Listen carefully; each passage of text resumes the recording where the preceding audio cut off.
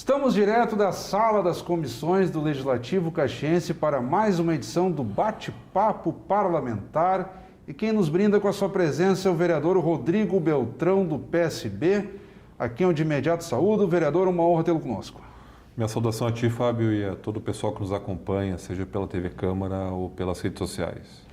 Aqui no âmbito do programa, desde a nossa última conversa, vereador Beltrão, o senhor trocou de partido nos últimos meses, depois de muitos anos, décadas, como militante do Partido dos Trabalhadores, o PT, o senhor passou a fazer parte, então, do Partido Socialista Brasileiro, o PSB.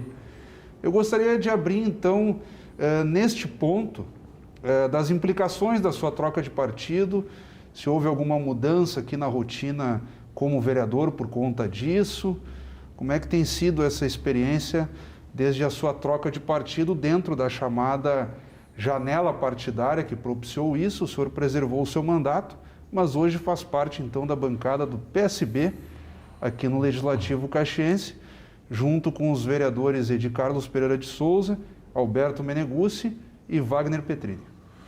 Acho importante essa tua pergunta, Fábio, até para que a gente possa atualizar a nossa comunidade caxiense acerca dessa troca de partido. Quero dizer que estou muito feliz no Partido Socialista Brasileiro.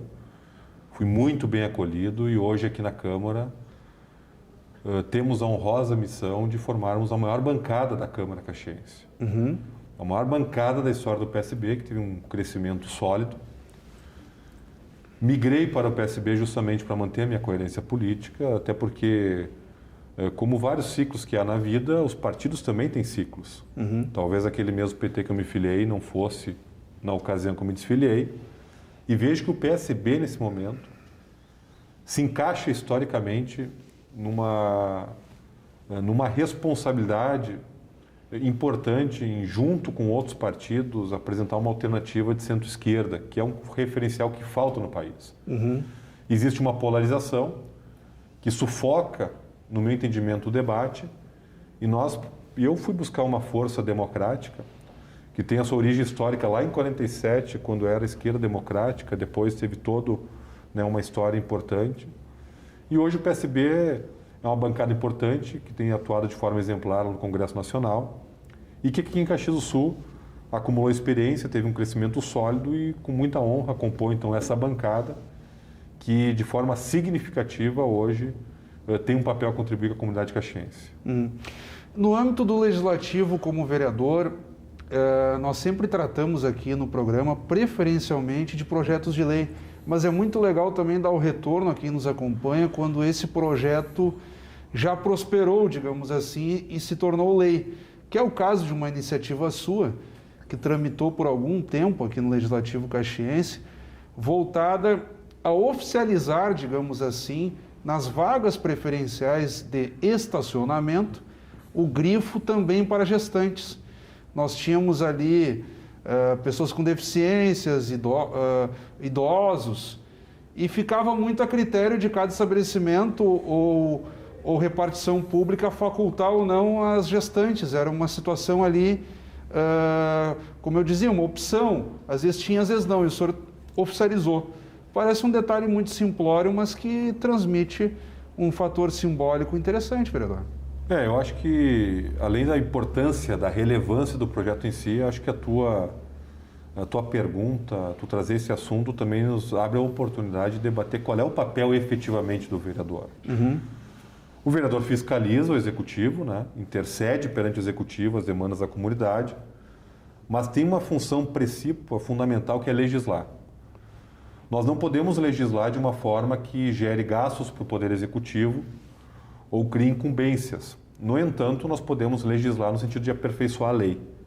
E foi apenas um ajuste, porque esse conceito de atendimento preferencial para idosos, pessoas com deficiência e gestantes, isso já virou um caldo cultural, isso já existe na sociedade. No entanto, nós identificamos uma lacuna que, no que se refere a estacionamento, seja público ou privado, não existe em Caxias do Sul, exceto alguns estabelecimentos que nós verificamos, essa reserva de vagas. Como eu disse, era uma situação facultativa, ou o sujeito colocava ou não, era uma opção, né? Isso. Agora passa a ser uma exigência legal na cidade. Agora a lei prevê que tem que ter no mínimo 5% de vagas, pode ter mais, mas no mínimo 5%.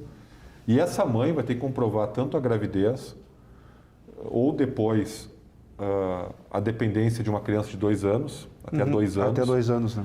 Ser habilitada na Secretaria de Trânsito e Transportes para poder usufruir desse benefício. Então, a própria lei, ela buscou criar um mecanismo para que não haja mau uso. E o senhor observa já um retorno nesse sentido? Tem sido colocada em prática essa medida? Ela foi promulgada há pouco tempo aqui no Legislativo, foi para o Executivo, o prefeito vetou, retornou para cá e agora já é lei. Já se observa, como o senhor disse, um caldo cultural. No atendimento é uma situação quase óbvia, as pessoas até já deixam o espaço ali quando vê uma gestante e tal, pelo menos na maioria das vezes, né? No estacionamento o senhor já espera a criação dessa cultura? Não, certamente que espero, porque é lei se cumpre. O Executivo, a partir do momento que o próprio governo atual assumiu um compromisso perante a sociedade de respeitar a Câmara de Vereadores, respeitar o processo democrático, tenho certeza que vai ser implementado. Inclusive, eu quero me somar a isso. As conversas que tive com o Poder Executivo nesse sentido deram conta de que existe, nesse momento, uma canalização dos esforços na prevenção e combate ao Covid-19. Claro. No entanto, já está na esteira do Poder Executivo a implementação, creio eu, ainda no primeiro semestre. E nós vamos fiscalizar, porque a partir do momento que o Poder Executivo eventualmente venha a se omitir, nós vamos, inclusive, buscar os meios legais através do Ministério Público para que, né, o município seja compelido a executar essa lei. Como o senhor acaba de citar, vivemos um contexto de coronavírus na cidade.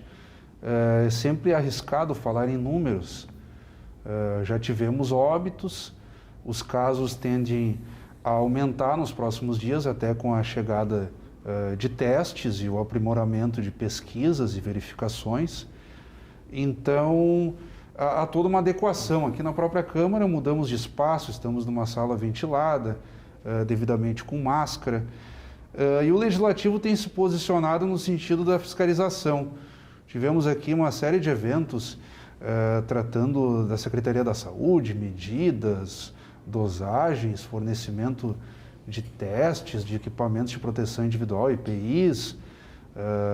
Houve um problema aí nos ônibus também, de aglomeração de pessoas. O senhor, como vereador, como é que tem avaliado essa situação toda, Caxias frente à Covid-19? Eu acho que Caxias, naquele meados de março, vamos botar mais precisamente ali pelo dia 19, 20, talvez um pouco antes, o governo municipal adotou uma postura importante e necessária, que nós, de certa forma, estamos colhendo os frutos agora, quando a gente vê, por exemplo, Bento Gonçalves com quase 3 vezes o maior número de casos que Caxias do Sul. No entanto, e aqui eu não faço oposição sistemática ao presidente Bolsonaro, eu critico políticas e posturas.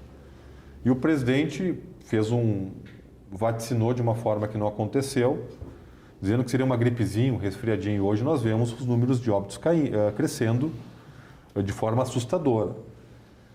E o que eu noto em Caxias do Sul, que a partir desse comando, desse mau exemplo que vem do presidente, as próprias pessoas começaram a afrouxar aquilo que naquele momento era isolamento, depois se transforma em distanciamento, mas mesmo assim eu estou bastante preocupado. Primeiro, com uma certa frouxidão nos últimos decretos. E segundo, com essa postura que a nossa comunidade está tendo de estar um pouco mais livre do que aquelas restrições estabelecidas anteriormente. Eu acho que a Caxias do Sul tem que fazer testes em massa. Nós não podemos tapar o sol com a peneira, esconder a sujeira abaixo do tapete. Nós temos que saber o número de real pessoas que estão infectadas, porque uma pessoa infectada pode ser vetor de outras dezenas de pessoas, como por exemplo, assim como os surtos que nós vimos em alguns asilos, em Farroupilha, em Passo Fundo. Os assintomáticos, né? O sujeito não demonstra os sintomas do coronavírus, mas transmite para vários. Exatamente. Então, para além, né, dessa ideia de criar algumas restrições de funcionamento, né, por exemplo, hoje a rede de educação não está funcionando presencialmente. Existe uma restrição no comércio e na indústria. Mas, para além disso, nós temos que ter ações concretas no sentido da testagem. Porque isso é importante, até porque pela testagem tu vai verificar, inclusive, regiões que possam eventualmente ter um maior número de casos e que precisam de mais atenção. Olhar para frente e pensar daqui a pouco a necessidade de ampliação de leitos. Nós vamos ter 10 leitos que vão ser inaugurados, inclusive amanhã aqui em Caxias do Sul. Mas se toda essa previsão de que o ápice da curva ainda não chegou, significa que provavelmente ali na frente Caxias do Sul vai ter falta de leitos em UTI. Então, para que nós possamos nos precaver e nesse momento ter um número real, eu insisto que deve ser feita uma testagem em massa. E existem aparelhos, inclusive, formas de poder fazer isso, até para medir a temperatura das pessoas. O uso de máscara é um passo importante, mas só isso não resolve, álcool gel e máscara. É preciso que se tenha toda uma estratégia na rede de saúde para que a gente possa, nesse momento, saber qual é o quadro da dor real. E as medidas que o Legislativo toma no sentido de campanhas, nós temos aí um comitê solidário que periodicamente tenta arrecadar donativos e repassar conforme as demandas que surgem de órgãos como a FAS, a Fundação de Assistência Social, os próprios mecanismos aí de tentar manter a casa em funcionamento, mas bloqueando aquele acesso presencial, ou seja, o sujeito se relaciona mais via remota, por site, redes sociais e por aí afora. O senhor acha que o caminho é por aí? Eu acho que a Câmara tem ações, do ponto de vista institucional, importantes. E tu narraste algumas delas, campanhas de donativos, buscando um equilíbrio entre a casa não funcionar e funcionar dessa forma que está ocorrendo, né? Sem essa presença como tinha, deliberada do público, enfim. Mas acho que falta, do ponto de vista político, de opinião dessa casa, acerca dessa questão que me preocupa muito, que é a testagem. Porque quando tu pega os gráficos, e eu vou voltar a esse assunto, tu olha aqueles números sabendo que são números irreais. Então nós precisamos avançar para esse patamar e, inclusive, a ponto de fazer um debate necessário do ponto de vista político acerca da defesa da vida ou do capital. Eu acho que nós temos que buscar o equilíbrio disso. As pessoas precisam trabalhar, precisam ter renda, precisam gerar economia. É por aí. Mas, fundamentalmente, nós temos que defender a vida porque os números, o que está ocorrendo em outros estados, e tudo isso está ocorrendo agora, chegou o frio.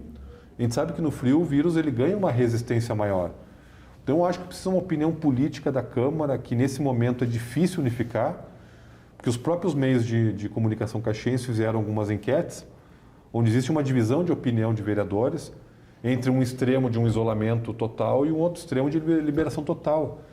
Existem todas as posições que permeiam a casa, mas eu acho que do ponto de vista técnico deveria haver um tensionamento maior, principalmente em relação à testagem. Vereador Beltrão, entramos agora no minuto final do nosso bate-papo parlamentar, digamos assim. Eu vou pedir então que, de forma breve, no que eu devolver a palavra ao senhor, e já aparecerão na tela os seus contatos telefônicos, e-mails, para quem está nos acompanhando, lhe envie críticas, sugestões ou elogios, o espaço ainda é seu. Primeiro, eu queria agradecer a oportunidade de estar aqui e parabenizar em teu nome toda a equipe da TV Câmara, que tem feito um trabalho bastante importante, principalmente agora na época do Covid-19, né? Cumprindo uma verdadeira utilidade pública. Eu quero me colocar à disposição da cidade caxiense, em momento de uma grande crise que vivemos, porque não é uma crise na saúde, é uma crise na saúde, no emprego, na mobilidade, em todos os setores por conta dessa pandemia. Claro. Não fosse só isso, nós estamos numa situação inédita na cidade. Nós passamos por um processo de impedimento do prefeito no final do ano passado. Então, naquele momento que deveria ser de férias, de festas, a Câmara esteve concentrada nessa transição pós-impeachment.